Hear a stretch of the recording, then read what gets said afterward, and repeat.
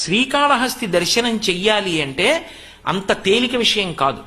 అటువంటి అనుగ్రహం కలగాలి అంటే ఏ కారణం చేత అంటే నరమృగ స్వరూపం అని ఉంటుంది విఘ్నేశ్వరుడి దేవాలయం ఎదురుగుండా. ఆ నరమృగ స్వరూపాన్ని స్పృశిస్తారు.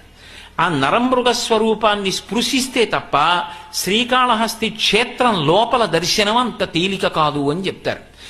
ఎక్కడైనా సరే శివలింగం పక్కన అమ్మవారు ఉంటుంది. ఒక్క శ్రీకాళహస్తిలో మాత్రం శివుడు పశ్చిమాన్ని చూస్తాడు, అమ్మవారు తూర్పును చూస్తుంది. ఇద్దరు ఇలా నిలబడతారు. ఆయన ఇటు చూస్తాడు, ఆవిడ అటు చూస్తుంది. ఆవిడ జ్ఞాన ప్రసూనాంబ, పువ్వు సూర్యకిరణానికి విచ్చుకోవాలి.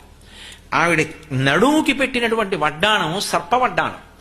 ఆ సర్ప వడ్డాణం చూస్తే చాలు రాహుకేతు గ్రహాలు ఉపశాంతిస్తాయంటారు.